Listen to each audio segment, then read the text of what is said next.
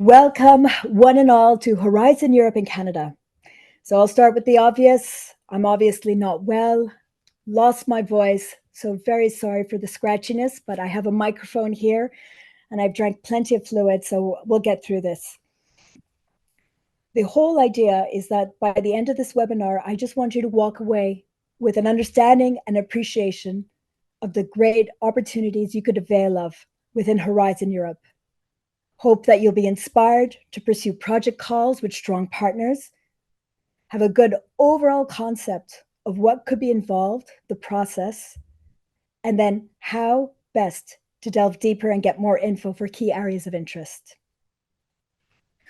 Bonjour tous et toutes et bienvenue à ce webinaire sur les opportunités pour les Canadiens avec Horizon Europe. Ce webinaire se déroulera principalement en anglais, mais nous vous encourageons à vous contacter dans la langue officielle de votre choix. So now please know this is the largest webinar I've ever hosted, maybe the biggest for the Trade Commissioner Service. In just 4 days, we actually had to close registration because we reached the 1,000 mark, and it wasn't because we were being mean, it's just technical capacity. So this is going to be a fun, interesting ride. So for those of you I have yet to meet, my name's Aslin Unlusoy. I am your host and the lead behind all this.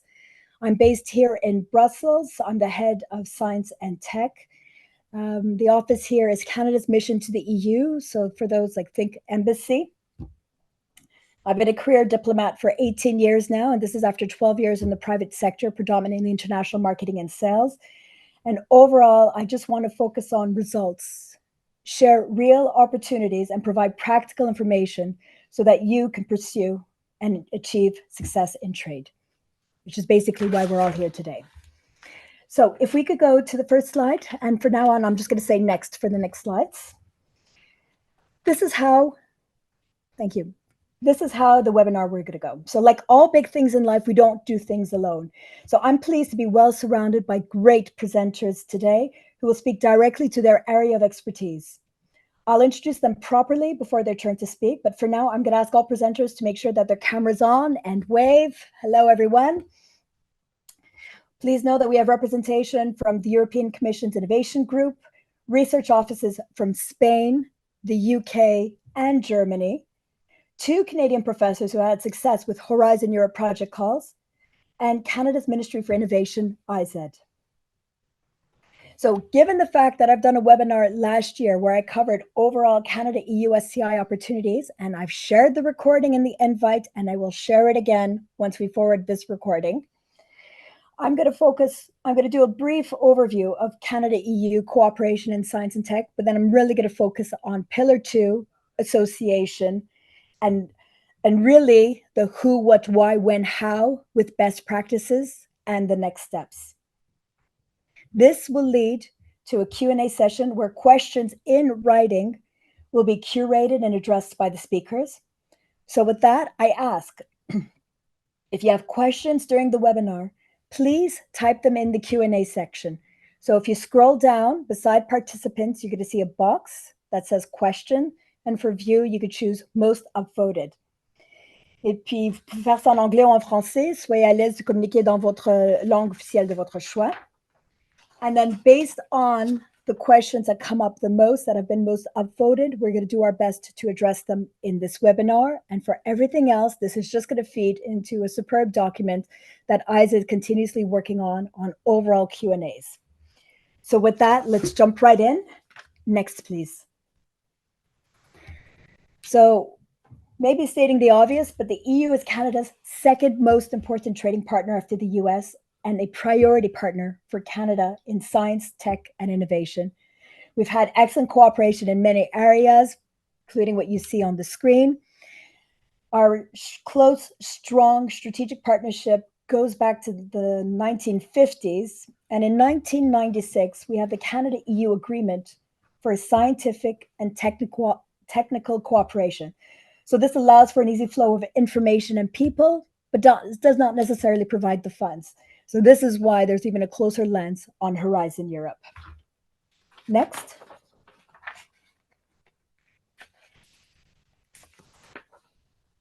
So Horizon Europe, this is the EU's and the world's largest research and innovation funding program. So try to wrap your head around this. This is a multi-annual framework program. This is how they refer to them. That is roughly 140 billion Canadian dollars for the 7 years, with 35% of that dedicated to climate change mitigation.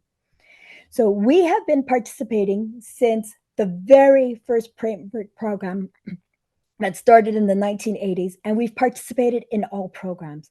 We are an active participant. Horizon Europe has always been open to Canada. Canada's always been actively participant. The game changer here is association, which we'll get to shortly. In the past framework, we were the third most active for those outside of the continent, if you wish, after the US and China. Our participation was primarily in the first pillar that focused on researcher mobility. And then in pillar 2, which is the project calls, where the more common occurring themes were health, food, transport, and climate. Roughly 90% were academic and researchers, and the balance were the for-profits. Next. So association. This is the main reason why most people are gathered here today. Association for Horizon Europe means the closest form of cooperation. Basically, we're almost on equal footing with the EU member states, with the exception of certain conditions if it's specifically stated. But it's almost as though we're treated like equal partners, which is phenomenal. For the researchers going in, one of the big things I would just scream out for you is that this time you don't have to look separately for your funding. The funding will come directly from the European Commission. It's not a free-for-all. It's still the Canadian government that will be arranging the funds at the back end. But for the researcher, when you have the next best idea and you want to go forward, at least you don't have to look for the funding separately. Other key things is that you'll then be recognized as a core partner, the base of a consortium, the consortium meaning the groups of people that choose to work together to play to their different strengths to go forward with these project calls. You would retain your IPR, and you can lead a project as an associate country and host your research in Canada. But for now, please, please, please do not try to lead on your very first try. This is a huge, complex program, and best to work with other knowledgeable partners who've been through this so that they know. IPR is intellectual property rights. So for association, the European Commission offered Canada association to Pillar 2 in 2021. But like all big complex things, things don't happen overnight. It wasn't an easy or fast process, but we were thrilled when at the Canada-EU Leaders Summit in November of 2023, they were able to announce the conclusion of substantive negotiations. We say substantive because there's still so much work to be done. And IZ, bless their hearts, they were the leads on the negotiations. They have not stopped. They have worked through the holidays, and yet they're always smiling when I'm calling them. So I'm forever grateful. Association is a big deal for both sides because one, having this offer for association outside of the continent is a relatively new thing. And as mentioned, Canada has always been an active and successful participant. And what many Canadians may not know or appreciate is that many Europeans seek out Canadians to be able to collaborate with in innovation. And I can't stress that enough. And that is why we have Germany, the UK, and Spain, and I have other calls from Ireland and France and so on and so forth that want to know what more they can do to be able to work with Canada, especially with the status of association. So we concluded negotiations, but then we got a happy surprise, and I'm not being facetious, but it genuinely was a surprise when literally, 10 days later, the commission then announced that, okay, as of now, Canada, you're now considered an associate country participant. And it's like, oh, okay, we thought best guess it might have been January, February, realistically. But because of that, we have been working crazy hard to try to get together as much information as we can, get the answers for you as well, and create the material. And one of these steps was for me to be able to do this webinar for you guys. So for those that might have been not understanding the full process or might be frustrated, it's like, well, what's taking so long? Is that this is nothing that's been easy.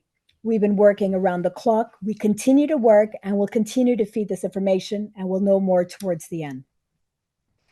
So the other thing that I could stress is that because it's not a fast process, so roughly, let's say even from the start of an application call to possible receipt of funds, it could take 12 months. So from deadline of close of a project call to receipt of funds, you're talking at least 8 months. So because we are deemed associate country participants for 2024 calls, if there's something of interest, apply now. And who could apply? Well, you see it. It's pretty much any legal entity, researchers, businesses, institutions, universities, and so on. Next.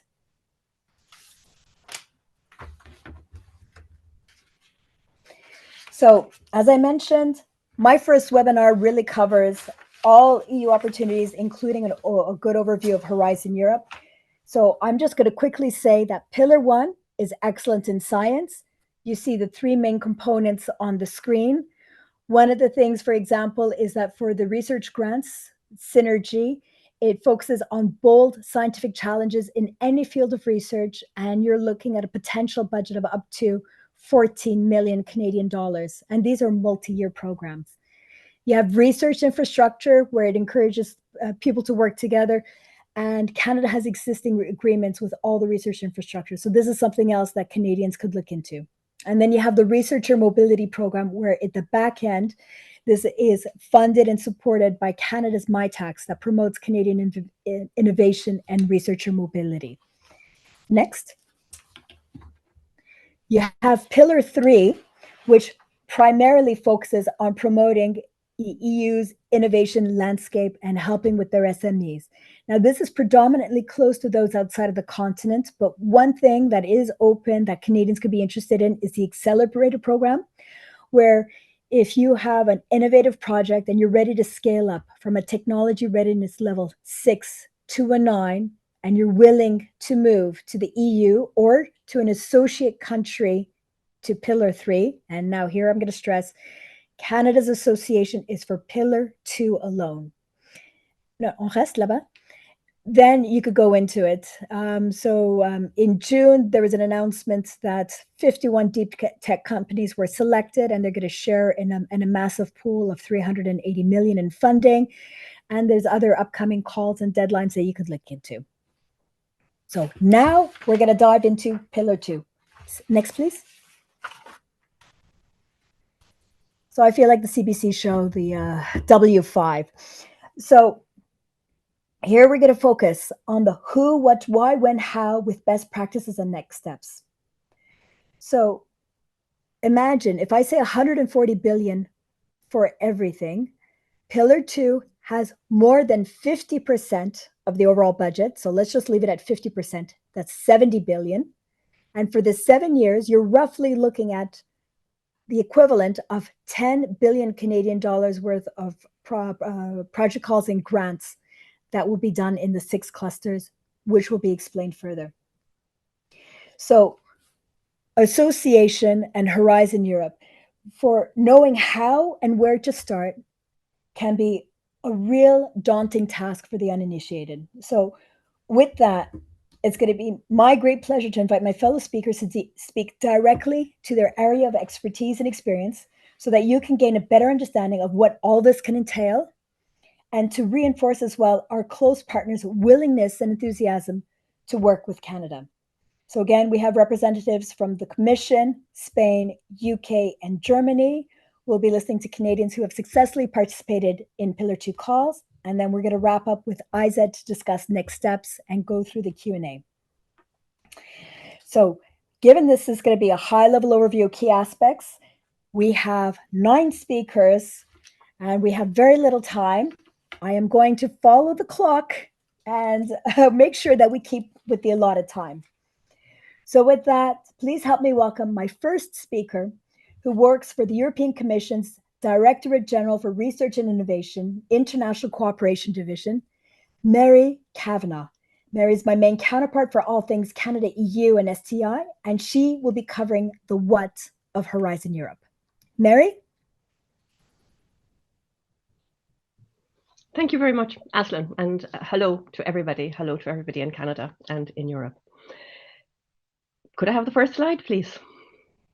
So let me start by welcoming Canada to Horizon Europe.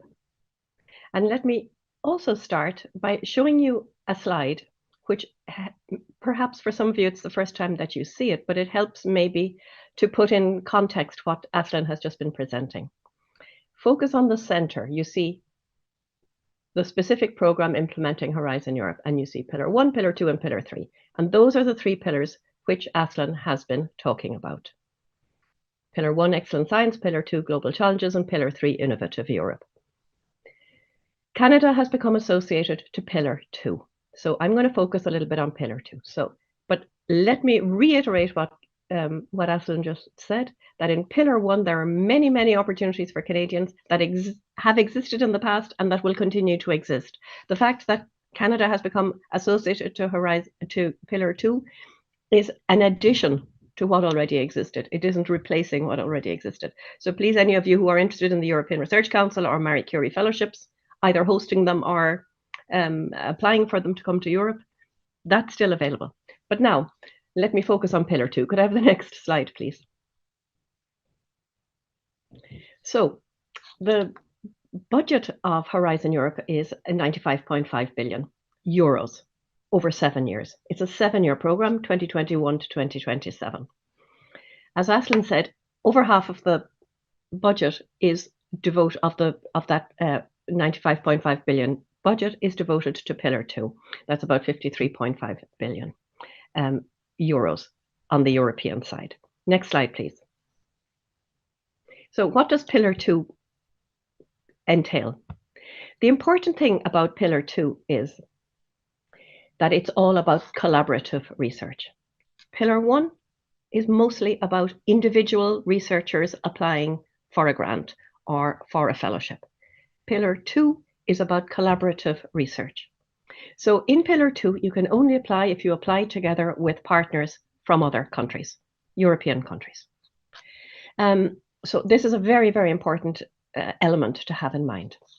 Pillar 2 also, it's important to know that in Pillar 2, the topics are already identified. So you don't come to Pillar 2 with completely bottom-up research ideas. You come to Pillar 2 and you see what are the topics that have been identified, and with your partners in the consortium, you come to address, to propose a project that addresses the issues that have been identified. I'll come back to that again a little bit later if necessary, or if time permits. So Pillar 2, it's not just one big chunk, it's divided into 6 clusters. And these clusters are health, culture, creativity and inclusive societies, civil security for society, digital industry and space, climate, energy and mobility, and my favorite, food bioeconomy, natural resources, agriculture and environment. And the rationale behind this was not to divide things up too finely between, having one separate program for agriculture, another for environment and another for food, but rather to put them all together so that the topics can address issues that cover all of these different dimensions. So therefore, this is very important when you're considering applying for or proposing a project in Horizon Europe. Think about which cluster might be the one where you might be most likely to find a topic which you can address. Next slide, please. Aslin asked me to mention something also about the budget of each cluster, but I don't want to focus too much on it. But as you can see, the largest cluster is cluster 4, digital industry and space. The followed by climate, energy, and mobility. As Aslin mentioned, we have a very, very strong focus on mitigation of climate change. And then the others are health, food, bioeconomy, natural resources, environment, etc. I wouldn't say to you, sorry, I should say, you shouldn't think, oh my goodness, digital industry and space has the most money, that's where we should apply. Of course not. You should only apply there if that's where your area of expertise is. That's absolutely clear. Because the number of topics that will be published will correspond to the available budget. And don't forget that this is the overall budget over 7 years. So therefore, it's not that every year this much is available. Next slide, please. So here I wanted to just delve into this in a tiny bit more detail because we've so little time and I don't want Aslin to cut me off. But a very important thing for any of you who are considering Horizon Europe as a vehicle for continuing your research or internationalizing your research, a very important thing to know is about the work programs. Horizon Europe is a 7-year program. So the overall what we call the framework program is for 7 years. But within that 7 years, it isn't all published. All the topics aren't published at the same time at the beginning. The overall orientations are given at the very beginning. And then we have what are called the work programs. The first work program covered 2 years. It was work program 21 to 23. Now that's closed. The current work program is 23 to 24, and that is currently open. What the work programs do is they list all of the topics where proposals are invited. So if you like, they're the calls for proposals. They also provide the descriptions of what is expected, the scope. So they list the topic, the name of the topic, the scope of the topic, what is expected to be covered by the project, the expected budget that will be allocated per project within the topic, and also any additional eligibility criteria above and beyond the basic, which I'll come to in a moment. So it's important to note that the 23-24 work program is currently open. Obviously, the only calls that are still open are the 2024 calls. So when you see a work program for 2 years, you'll see in there, you'll see the dates of the deadlines for the proposals. So the topic is there, but also it gives you the date when the proposal deadline is. And at the moment, the only ones that are still open are the ones obviously for 2024.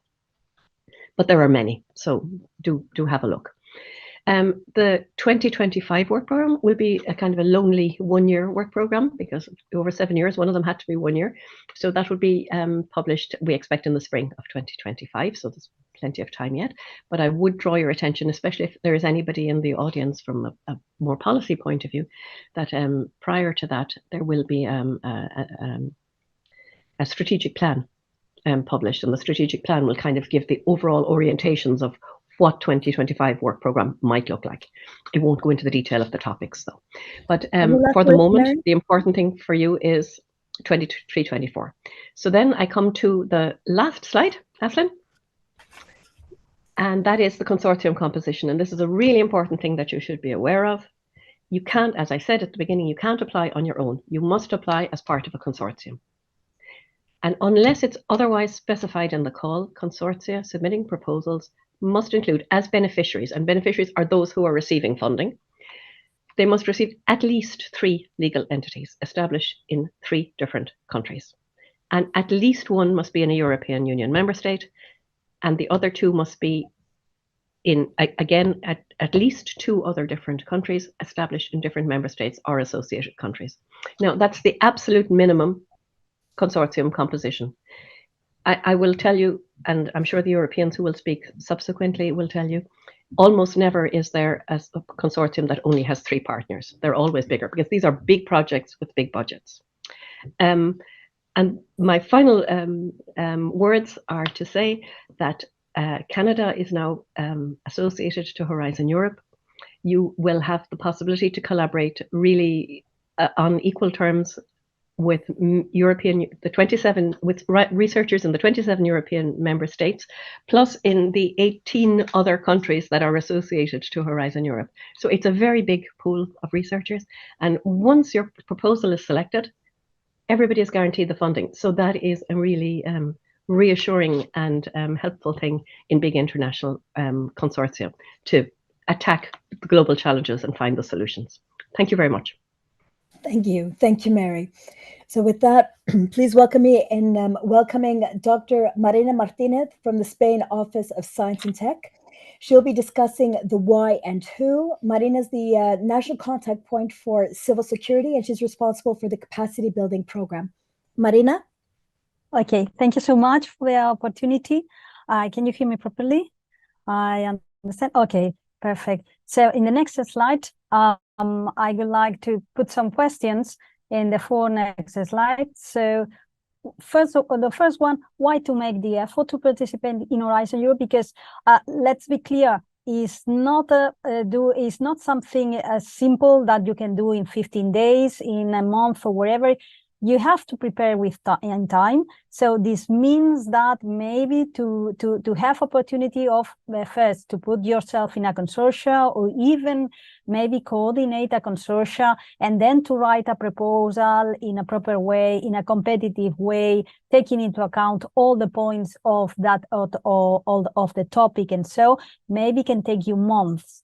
So it's an effort to participate. And what are the benefits? Of course, the grant. We have to think about that Horizon Europe is an exception in the grants area, in the European grants programs, and you can arrive at to the 100% of funding of the direct cost plus 25% of indirect cost that you don't have to justify. So this is really a huge intensity of funding that is really an exception in the European funds. So apart of the money, of course, there are, I think, based in our experience, 3 main reasons. One, of course, is to enlarge your knowledge, your technological capabilities, because you are working with the best people in your sector and in your subsector, and of course you can make demonstrations, so you can make tests not only in Europe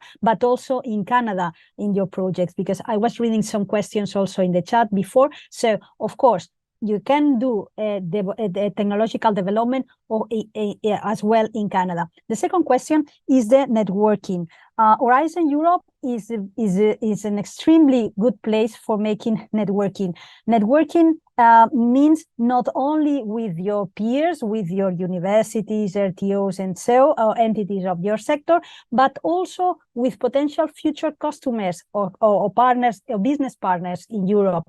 Not only in Europe, but also with other customers, for instance, that you will never reach if it is not through a project, a European project, because maybe they are in Latin America and some Spanish entity bring with this in your project or in your consortia this organization and so, or this company and so, and after that he or she becomes your customer. And the third thing is because when you are participating, you understand the functioning of the European Union in Horizon Europe, but also what is the change among the stakeholders and the policy makers and the elaborators of the program and of the calls as well. So in this way, you understand how you can, let's say, influencing the program for the newest initiatives that are coming. This means for the next World Program 2025, we are organizing now the elaboration of this World Program from the month of February up to after summer or so. Also, because there will be new initiatives like the partnerships where you can influence through the association, European technology platforms, and so when you can participate in the working groups in a free way. There are many open events and so, and because there will be new initiatives like the new European Bauhaus, like the water initiative of the European Institute of Technology and Innovation, and they are open as well to international cooperation, international inputs. Next one, please. So in the next slide, Who can participate? In principle, everybody can participate. Public and private organizations, means companies. There are also a question around in the Q&A. Federal government organizations, RTOs, research technology organizations, federal science-based departments as well. Municipalities, because some of the project, some of the topics, some of the project, you have to demonstrate your development, your methodology, your technology, whatever, you have to demonstrate somewhere. So can be, has to be in Europe, but also can be in, for instance, in Canada. Also NGOs, foundations, and associations as well. So there is no limit for participants, as well governmental administrations. So how you can reach these people? Basically, I will explain also, but brokerage events are very useful for that. However, there are several limitations. Limitations because the subject of your research, for instance, if you are talking about research which is security sensitive, like explosive, nuclear, and so, or vulnerabilities of citizens. So this could mean sensitive from the security point of view, and this means that maybe there will be restrictions for you to access to specific deliverables, but not to the project. You can participate in a project, but maybe you will not have access to specific deliverables, but you will be able to do research. And also, and Marina, because we're past time, yes. So if there's any last thoughts that you want to say, because we also have others that talk about Okay, so we can pass the slides, please. There are some tips that I wanted to show you, and that I have already explained you. The important that the thing that you will develop here is not immediate, is for results in 3, 4, or 5 years, and you have support, for instance, from Aslin, national contact points, and also associations. Next slide, please. And what you can do right now. So, for instance, to check if you have contacts in Europe, to check also the information that you have in the European website, like the participant portal. You can subscribe like an expert or evaluator of the European Commission. And also, I will suggest to attend to the brokerage event and to try to have a list of publications related to the updated news on European programs. Thank you so much. Muchas gracias por eso, Marina. Please welcome me now join me in welcoming Ms. Louise Mothersole from UK Innovate. Louise is the Horizon Europe UK National Contact Point for Mobility. Louise? Hi there, Aslin. Thanks very much. Can we get the slides? You want me to share mine? Oh, there we go. So, yes, my email address is there. I'd like to hear from every single one of you, all 653 right now. So please do take a note of the email address. I'm a national contact point for the, as you can see behind me, climate, energy and mobility part of Horizon Europe. And I'm just going to give you some tips and tricks and help you find your way to find your part of the programme. Next slide. So where is your €500,000 in this 950,000 million euro bucket? It's a massive big programme. We want to find your 500,000, 200,000, 1 million, whatever it is. And I'm going to help you find that part that it belongs to you. Next slide. So the competition structure, this will help clear things up for a lot of people. We've heard that there is this thing called Horizon Europe at the top. And as we dig down, it's like taking the layers off an onion to find your part of the programme. Your part of the programme is within a topic. A topic is the level at which the competition happens. A topic has a scope. It has a budget. It has expected outputs. It will have a specific question that is set for you to solve, a specific problem. You can't really come along with a great idea with a project that you've already developed and say, can I have funding for this? You have to be responding to a topic. There are a number of topics in a call for proposals. There can be a number of call for proposals in a destination. Destinations are parts of the clusters, and that's how you dig down to find your part of the programme. Each topic has an identifying code, and you'll see that the demystification of what that identifier is in the bottom bullet there. Next slide. I'm going quickly, I'm sorry, but I know we've got a lot to get through. Next slide. Here we go. Oh, I thought we were going to hide this one, but there we go. Funding rates and main times of action. I'm not going to read it out. You're going to get this slide deck. It tells you that for the low technology readiness level projects, you will be funded at a 100% of your cost, whether you're big business or a charity. You will get 100% of your eligible direct costs of doing that project if it's a research and innovation action project, which is low technology readiness level. Innovation actions, if you're a for-profit organization, you're going to get a slightly less generous reimbursement of your costs. Coordination and support actions, these don't develop technology. These do the supporting activities to go alongside those things. And again, everybody gets 100% of their costs for doing that, including travel, equipment purchase, etc. Next slide. So the funding and tenders opportunities portal, this will be your best friend. You will need to learn how to, first of all, register yourself as an individual. You'll see the button there on the right-hand side, a purple arrow. That's where you will create yourself a personal login. And then you will register your organization if your organization has not already previously participated.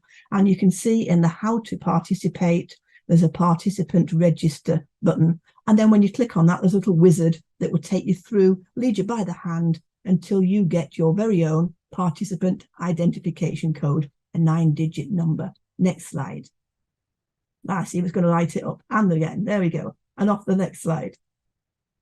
This is where you find your topic. Oh, so we go, there we go. The search, funding and tenders part of this portal is where you can actually get in there and type in keywords. You're interested in health or cancer or transport or electric vehicles. You can type into the keyword search part of this to find your topic.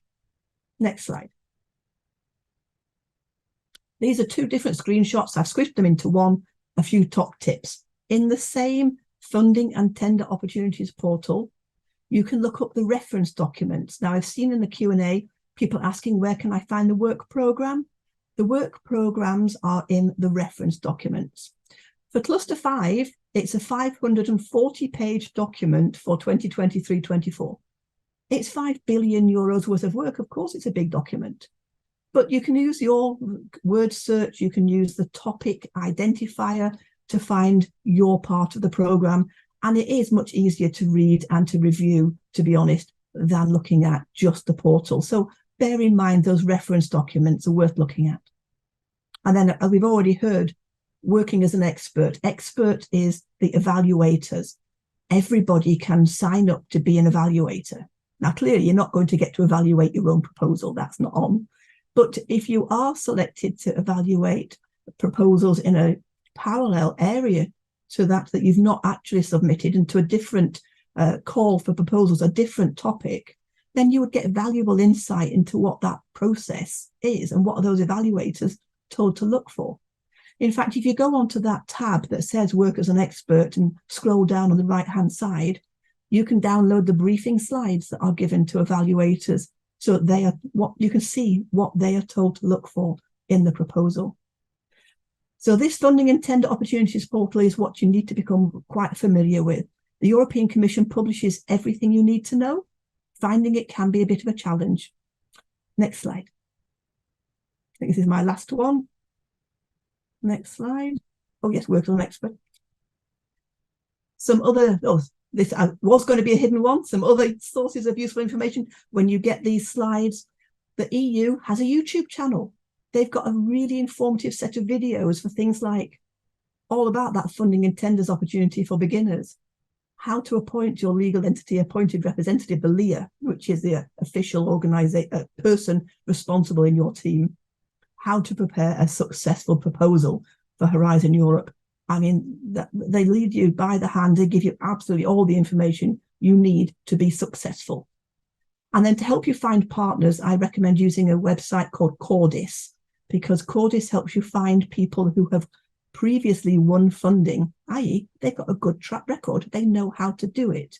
And you can actually type in their keywords once again, and it will tell you which projects are already underway. And you can click in there and actually contact the organizations doing the projects through a text box. So this is a perfect way to finding people who know how to do it. They've got a track record. They've done it before. I think and we're very much past time. Yeah. That's it. Last slide, I think. Perfect. Thank you. Thank you so much, Louise. So now we'll welcome Mareike Schmidt from Germany. She's the European Liaison Office from the European Liaison Office of the German Research Organization, affectionately known as COE. And so she's going to come in and share best practices for participation. Mareike? Yes, thank you, Aslin. Thank you very much. I'm really happy to have a small part in this webinar, and I'm excited about the cooperation that's going to continue between Canada and European researchers. My office, EURAXESS, is a liaison and support office for the German research community with regard to EU funding, and there are other offices like us in Brussels and the other European countries which have a lot of experience with supporting researchers in their participation in Horizon Europe. And I'd just like to reiterate some top tips for participating successfully in Horizon Europe. You can see them on the slide. I won't go through all of them. Some of them have been mentioned before. I'd just like to stress the two that I think are most important. Which we also tell our researchers in Germany. Take time. You've seen it's complex, so take some time to figure out the program and really find the bit that's interesting for you and see if maybe there's something more than money in it as well. Of course, there's a lot of money, we've heard this, but there are a lot of other possibilities in the framework program in Horizon Europe, like new contacts and networks, as my colleague Marina mentioned. And take enough time to prepare a proposal, also very important. The more time you put into proposals together with your European partners, the better the proposal will be, the higher your success rate will be. And the second important advice is get advice and support from the many people that are paid to do this in Canada and Europe, such as the colleagues here today. And I think we'll hear more about support in Canada in a bit. I know that we at COVI and our colleagues in the other offices, we are really excited and looking forward to supporting the cooperation between Canadian and European researchers in the context of Horizon Europe. So do make use of that support. That was my small bit. Thank you very much. I'm open to question later on. Thank you. Phenomenal. Dankeschön, Mareike. So with that, again, a sincere thanks to all my European partners who took the time to explain the process. And hopefully, I hope the message comes across as well that Europe does want to collaborate with Canada. There's different ways to do it. Horizon is an excellent way to do it, and it's only going to lead to win-wins. So on the topic of wins, I'm now very pleased to invite one and then the other two Canadian professors that have had their own successes with Horizon Europe.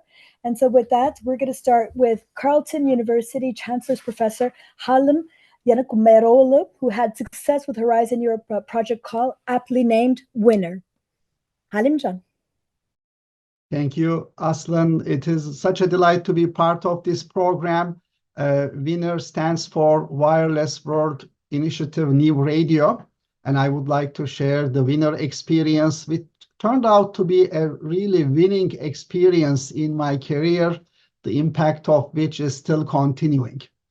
To give a bit of a context, Winner at the time was the world's largest collaborative research project in the ICT domain, information and communication technologies. It ran from 2004 to 2007 with 40 partner organizations from academia and industry, 38 from Europe, one from China, and one from Canada, that is Carleton University. That 38 included big multinationals from US, for instance, through their European offices. Probably more than 200 researchers participated from those organizations with a massive budget. The website says 43+ million euro, but my guess is that with all other add-ons, it was about $100 million over 4 years. In those days, Carleton had to join with its own funding, and that generously came from NSERC's Special Research Opportunities Fund. 3 professors from Carleton participated in winner led by Professor Emeritus David Falconer. It wasn't accidental that Carton was invited because at the time we were among the early researchers who were experimenting with some technologies. But I will not go into technicalities of those. Just the outcome was phenomenal. The good technologies developed in Winner later were adopted by a standardization platform which standardized the world's most successful mobile standard, which is 4G LTE. All our smartphones, one way or another, are working based on that standard. So lots of gain. Most of it is obvious, access to a very large talent and networking opportunities. But actually, winner experience goes well beyond that. In the second box on the slide, the quote from Aristotle summarized that the whole is greater than the sum of its parts. Obviously, we researchers do know how to do research, and we know collaborations with industry. But if it is a huge consortium of this magnitude, it is a very big challenge. Inevitably, such big projects are divided into work packages, sub-work packages, and in many cases, there are many pieces of great success stories, but not necessarily a harmonized sum. That is a big challenge. What happens at the end of the day, in many cases, everyone does its own project, so it is kind of some of mini projects, again, might be successful, but not necessarily with a coherent whole. Winner gave me the opportunity to experience the following. Europe, throughout these generations of frameworks and Horizon programs, developed a well-established culture of working together, really, in a collegial spirit, in big projects, both bottom-up and top-down, with proper management in place, and it includes efficient decision-making. I will actually end with an anecdote. Right in the middle of winter, I remember vividly, January 26th, at a conference place close to the Berlin airport, EU had pushed big amount of money to the consortium, and that money had to be divided by the 38 European partners. And I was telling myself, hey, this will be fun. There will be a big fight to get the chunk of the money. Everyone is competing for that pie.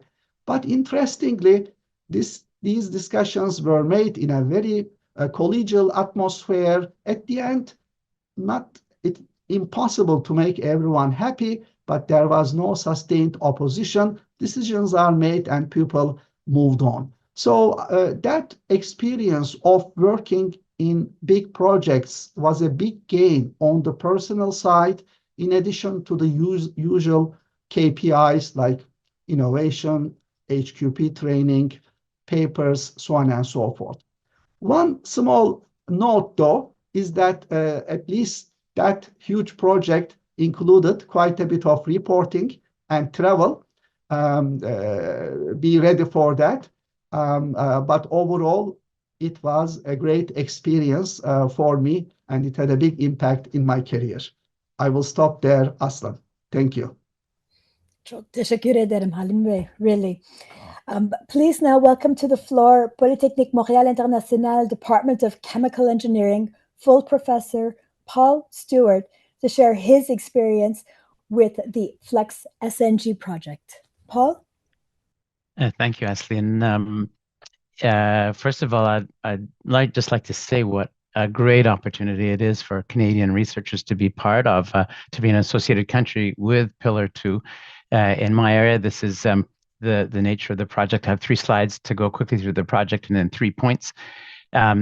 It's, Europe is the center of the universe in terms of the bioeconomy, and to be able to contribute to a project there is a great opportunity for sharing our technical expertise, but also bringing back home to Canada some of the wonderful things going on over there. This process is the one, so you get a really fast tour with different kinds, flex SNG. So SNG is synthetic natural gas, and we make bio or green synthetic natural gas. Could you go back? We looking at flexibility in feedstock and flexibility in product and developing this process. Next slide, please. And so the numbers, it was an RIA, as for the earlier nomenclature, it was 36 months, Horizon 2020 project, and now it's Horizon Europe, I guess. The EU funding was only 4.5 million euros. Look at these 12 companies. Some of them are really big multinational companies. Sumitomo, VTT was the leader. And it was under something called International Cooperation with Canada on Advanced Biofuels and Bioenergy. It was an NFRA, for New Frontiers in Research Fund project. Next slide, please. So here's the overall project. You can see here, so Université Laval was a member, and Polytechnic was the lead of the Canadian team, and Laval focused on the work package 2 here. And we're known, if you want, for systems analytics, and so we're part of work package 8, and I'll come back to that. So the 3 main points I wanted to make, the first one is really not to underestimate the level of competitiveness of these projects. And at the beginning, it was recommended you don't try to lead one. We were approached by VTT to assist them in the sense that they knew our expertise from previous projects and wanted some of that. We were thrilled to contribute. They have a team that develops projects that have the right number of countries, and really this incredible expertise that pre-exists in my area anyways in Europe. In the proposal stage, I would say not to de-emphasize the importance of EDI. I think everyone does that in this day and age, but in this program, it was of particular concern. The second point I'll make is it started off by working with friends, VTT and 1 or 2 of the other companies that I was familiar with. And then, today I can say that those, 12 participants, and maybe 5 of them are people I didn't know before, and now I'm certainly planning on working with going forward in a number of different initiatives. And number 3 is about, the opportunity to bring home value to Canada through this great sort of collaboration. The first week of February, in fact, will be the Canadian hosted consortium meeting. They're coming here, and I said, how can we make as much value of this as possible for our European partners as well as for Canada?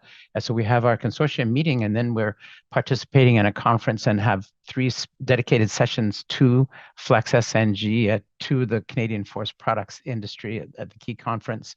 And then we're going to go to the case study and going to make a pitch, if you will, to a company called Greenfield Global, who's forefront of the bioenergy business in Canada.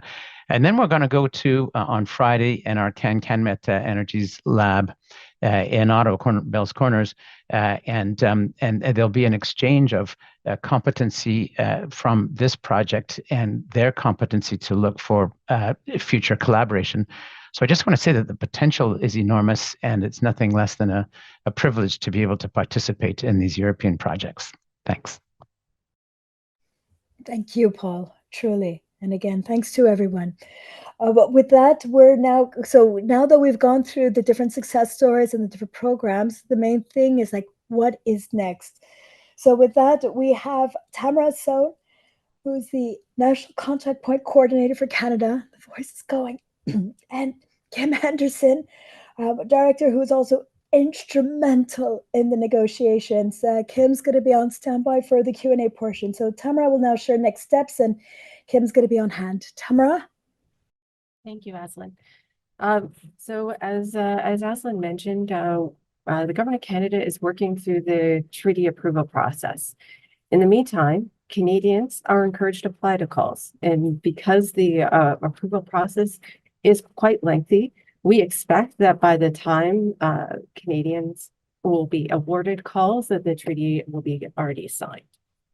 As well, we're working to identify an NCP network, as well as raising awareness about the Horizon Europe program through webinars, as Aslin mentioned, other networking events, and updating our website. Next slide, please. So our national contact point roles and responsibilities are basically in three parts. There'll be information and awareness raising. So circulating general and specific documentation on Horizon Europe. They're raising awareness among national stakeholders and responding to requests from stakeholders. In addition, they'll be assisting, advising, and training. So assisting in partnership activities, explaining the types of calls for proposals, and informing stakeholders of courses and other training sessions offered. And finally, notifying and cooperation, working with other international national contact points to foster collaboration, deepen networks, and help stakeholders and researchers make those connections. In addition, notifying national and regional funding services and programs of upcoming calls. Next slide, please. So our next steps. So as we mentioned, applications will be reviewed by the European Commission as if we are already associated. So, but awards can only be provided once the treaty is provisionally applied. But as I mentioned earlier, it is our understanding that by the time the awards will be issued, the treaty will be signed. Over the coming months, additional engagement is planned with key stakeholders across Canada, including universities and colleges, government partners, as well as the business community. In the coming weeks, national contact points will be announced on the Government of Canada website, as well as on the European Commission's website. Next slide, please. So we've also have some resources for Canadians. We have a website on Horizon Europe. It's listed here, but if you Google Horizon Europe Canada, it will come up, and we are updating it regularly. That is where you'll be able to find the national contact points. In addition, if you have any questions, you can address them to the Horizon Europe email. That's horizoneurope@iseg.gc.ca. Additionally, we'll be adding information to the website, including detailed Q&As, outcomes from this webinar, as well as others. There'll be an updated version of GAC's Horizon Europe for Canadians. Will be hosted on this website. We'll have NCP names and contact information, as well as other information, including Horizon Europe award criteria. Thank you, Aslin, and I turn it over to you. Thanks, Tamara. Next slide, please. So I feel like I should give all of us a high five. We finished on the hour. Just wanted to say that with Global Affairs, we've created also a suite of tools and products, and some of the things I'll just ask if they could be linked onto ISED's website. Next page. And so with this, next slide, please. With this, we come to the Q&A portion. So in anticipation of some questions that might come up as well, I've put down a list of key points that we could read through or you could read. But with this, I suggest we go right into the Q&A curated chat. Again, we'll just spend a bit of time to talk about like the top voted ones. I've noticed that there's lots of chats happening, but if you'll forgive me, there's a lot happening all at the same time. So we'll do our best to comb through everything at the back end after the webinar, and then do our best to answer whatever queries that have yet to be addressed. So with this, I'm going right into the upvoted questions, and it's already saying adding to Drew's question. Okay, because I'm just going to be going from the top down. So if there's someone who finds a better way to do this, please, speakers, jump right in.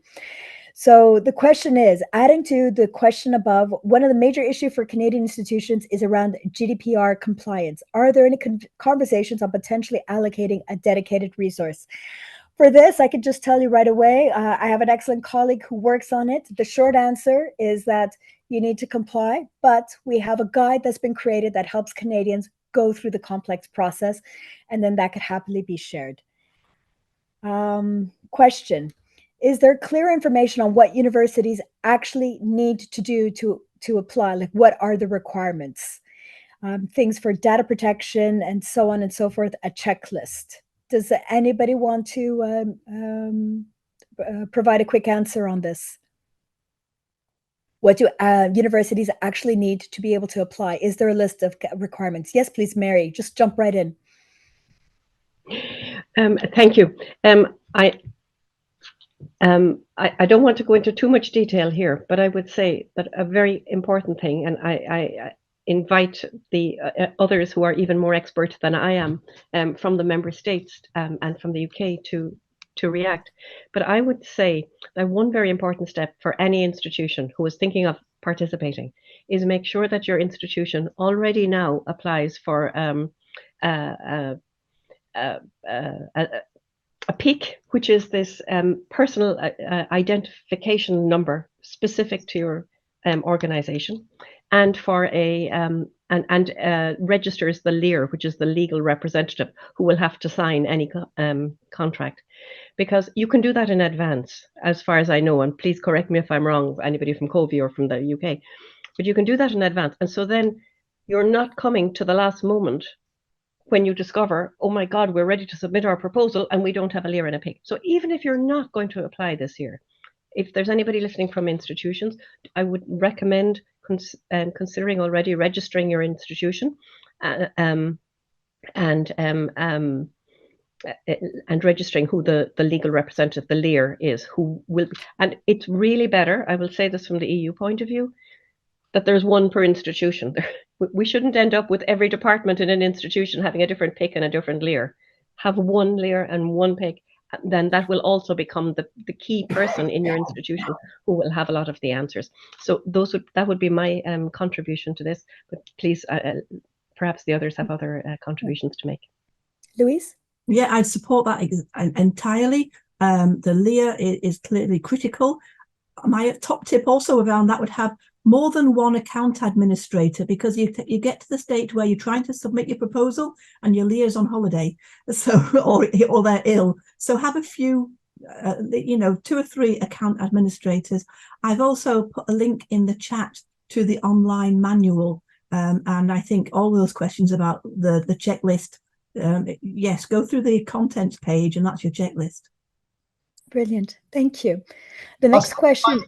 Please. Very quickly. Yes, there is some paperwork. These things are quite formal. However, going back to the culture issue, I try to emphasize a good observation is that generally everyone knows what to do. So it's not the first time these agreements and IPR agreements are made. Basically, in our Carlton experience, everything went forth very smooth, obviously with some paperwork. Thank you. Thank you.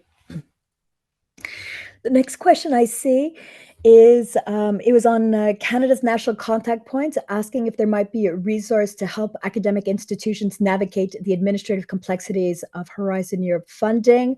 I'm sure Tamara could respond to that, but I'd say the short of it, for what I know, this is still a work in progress. And I would just say that Tamara's going to take note that there's also this need, and then see if that could be taken on as a role. Tamara, anything else you'd like to add? The only thing I'd like to add is that we're identifying sometimes several national contact points depending on the cluster. So the idea is that we would have at least one national contact point per cluster to help, and that resource is available for both academic and businesses. But because many hands make light work, they can help more than one area. Thank you. The next question: for Canadian researchers that are already part of a consortium but were not eligible to receive funds before, could they now access the funds through the existing consortium? If it's for a 2024 project call, yes, you could have it changed as a beneficiary. If it's before a 2024 project call, it's still the same circumstances as before. Does anyone else have anything to add to that? No? Next question. Are topics that span domains appreciated? Like, for example, digitalization in healthcare. Is this an overlap beneficial in terms of gaining funding? Please, Louise. Oh, that rhymes. Sometimes, yes, but it depends upon the topic itself. As we said earlier, and a few of us have said, you can't really just propose an idea. You have to respond to a topic that's said. So some topics will absolutely be about digital systems in the health sector. So if you can find a topic of that sort, then absolutely yes. But you can't just submit a topic or a proposal that spans multiple topics or multiple themes without that being a request or requirement in the topic itself. But I think maybe it's good to add that it's fair to say that if you have a broad view on your discipline and an interdisciplinary outlook, you have a good basis for success in Horizon Europe, because there are a lot of interdisciplinary areas. Yes, I think stating complementarities is always a bonus, a benefit. So if you can say how your program, your project is going to benefit and draw upon things that are going on outside of just the project, so across Horizon Europe and the other European initiatives, such as the Innovation Fund, the Connecting Europe facility, if there are synergies identified, that's always a good thing too. Terrific. The next question, please confirm if current associate membership terms will continue past 2025. It is for this framework program, so till 2027. Yep. Consortia requirements or composition, no SME requirements, question mark. No, not necessarily. You could have a minimum of 3 partners. You could have 8 to 12 partners. You could have more. There's open to all legal entities. And Louise is nodding. Thank you, Louise. So there's no checklist where you have to have representation from X, Y, Z.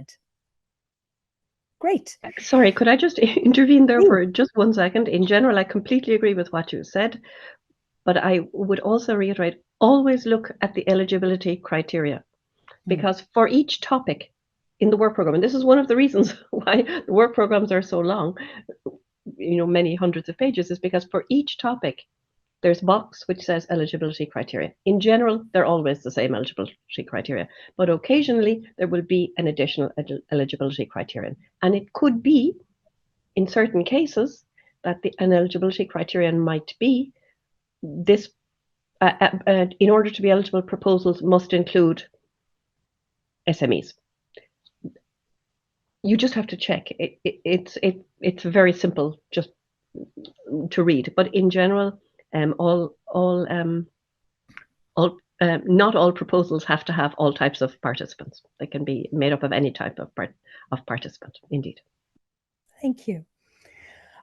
Next question, can Canadian researchers join existing consortia, or does a call request that a new consortium be created? My understanding is that if the call is still open and you're invited to the table or you wave your hand, you have a chance.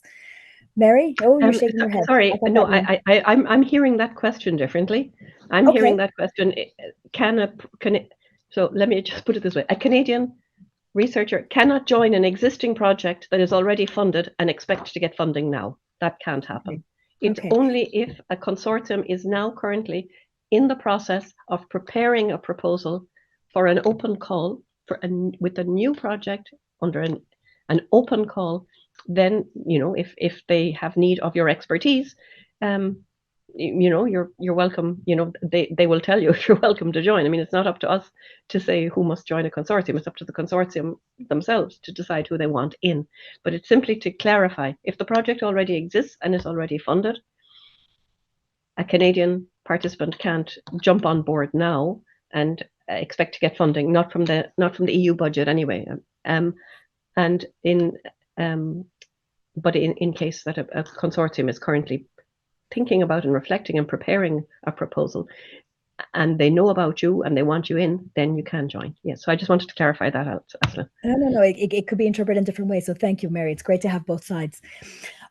Question, will the Q&A be shared? Again, best efforts, yes. Pillar 2, it's the terminology for the grouping that we're looking at, unless someone wants to say a little bit more.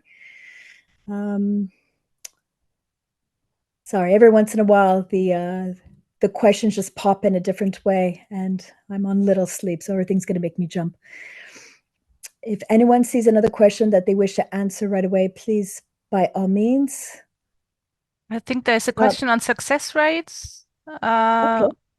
I don't know if colleagues saw this, what are the success rates for the different contests. So the short answer is they are different depending on the funding line and topic, and even depending on the call, depending on the cluster. It really depends basically how much proposals are submitted, and you can never really know, although and maybe Louise can add to this, there will be topics where there will be more proposals because they're broader in scope, and then there will be very specific topics where you can have just one proposals, and then maybe you'll have a 50% success rate if your proposal is good. So it's very different, but I think it's fair to say that usually the success rate is not very high because it's a very competitive program. But and colleagues can maybe add to this, if your proposal, the better your proposal is, the better prepared it is, the higher the success rate. So these success rates are only, they don't give all the information, let's say. Yes, good proposals have a high probability of success. In the transport part, the mobility part of the programme, there's about an average 26% success rate overall. So that's 1 in 4. So that's worth a punt, you'd think. However, for some of those topics, because it's at the topic level, it'll be less than 1 in 20. And for other topics, it's 100% because they only received 1 proposal. Sometimes it's 0 because no proposals were received that actually met threshold. So they don't just fund a proposal just because it's the only one. You actually have to meet the threshold criteria to be thought of as a good proposal to be funded. So sometimes, occasionally, no proposals are funded. Thank you. And keeping in mind that many of us in Europe are facing a very late night, I'm going to wrap this up in 1 minute. I saw 1 or 2 other questions, and then we could again follow up with Q&As afterwards. You have our contact details. One of them was if a federal government is eligible for funding. I know that IZED is actually working on some guidelines, and there's Treasury Board guidelines as well that you would need to follow. So that information will be available once that is spelled out. And again, to reiterate the point at the very start, we were thrilled when we got the negotiations done, and then we were pleasantly surprised when 10 days later we could start then. So we're doing our best efforts to make sure that we get the latest information and are set up so that we could guide you along. So if someone sees one last big question that's highly voted, or someone else hearing or following the chat that wants to answer it, by all means, and then we are going to wrap up. I think there was one question in the chat, which I find interesting, how much time you should invest before the deadline to how far in advance of a deadline do consortiums usually start developing their applications. And I think it's good if you start as soon as you know what the topic will be. Whenever that is, as early as possible. You can also get drafts of the work programs. And Mary, maybe you want to close your ears, but usually there are drafts available before they are public in mysterious ways in Brussels. They keep appearing as soon as you know what's going to be in the call. Try to figure out what you want to do with whom. And I think usually I'd say at least 6 months, and that is the minimum, depending on how good you are, how good your partners are in this, if they've done this before. But lots of consortia start a year before, I'd say. But please, Louise, Marina. Could I just intervene there for a second? Not that I want to contradict you or anything, but I never heard of leaks. No leaks on this side anyway. But anyway, just let me say, I alluded to it very briefly. There are, like, the 2024 work program is open now. It's absolutely public. They're always public. There's always a minimum of it. They're always published a minimum of 3 months before the closing date, a minimum. In many cases, it's a year before the closing date. So, in fact, there's loads of time. But another thing, like, for example, for the 2025 work program, which will be for next year, there will be a strategic plan that will be published prior to it, which will give an overview of approximately where it's headed. It won't identify specifically the topics, but it will already give you an idea. And then is the time to start talking to your colleagues in Europe, to start talking to your network in Europe, maybe particularly those who already have some experience, or at least 1 or 2 who already have experience, who can help guide in the process. And and put together, start thinking already, well, if they have a topic about Christmas cards, obviously we're not going to have one on Christmas cards, but let's just say on Christmas cards, now is the time we need to start thinking, what could we put together? And then when you see what's actually published, very often you can mold your original thoughts into something that would address the topics that are at issue. Louise and Marika, I don't know if you would agree with me, but I think that's often the way that things happen. Yes, I think there is also, it's worth mentioning that there is an opportunity for people to shape some parts of the work programme by joining the co-programmed partnerships. Associate countries are fully eligible to join the co-programmed partnerships. In the mobility section part of the programme, there are 4, one on autonomous vehicles, electric vehicles, maritime transport and battery development. And the people who are in those partnerships get to actually draft the suggested topics that they'll then go to the programme committees for refinement. So if you want to have a say in what the future competitions might be, then getting involved in one of those co-programmed partnerships would give you that voice. They don't cover every area, but they do cover some, and I'd happy to help. You can find the list of them online. You're bound to be able to. Thank you. Halim? Yes, a quick tip to my colleagues. A good strategy might be the following. Generally, big research centers and top researchers, well-established ones in Europe, they are often part of one or more such consortia most of the time. When you see them in conferences, workshops, and so on, you can express your willingness to participate, and now Canada is an associate member. That might be a good start, so when the next big thing becomes brewing, they will remember and maybe invite you. That's my tip. Perfect. And I think that's a great way to wrap it up. Again, my sincerest thanks truly to all the speakers who took the time and put up with all the back and forth and the emails and the time constraints.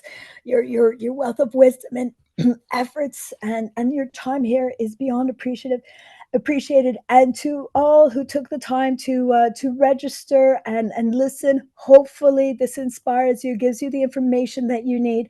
Again, what I often say to people is that this is not the only conversation, it's just the first conversation, and there'll be other material and support out there. So we're in this together, and we're going to try to do our best so that we have great success overall. So with that, thank you so much, and have a great day and night, everyone. Cheers. And thanks, Aslin, for battling through. Mm-hmm. Thank you. Thanks, everybody.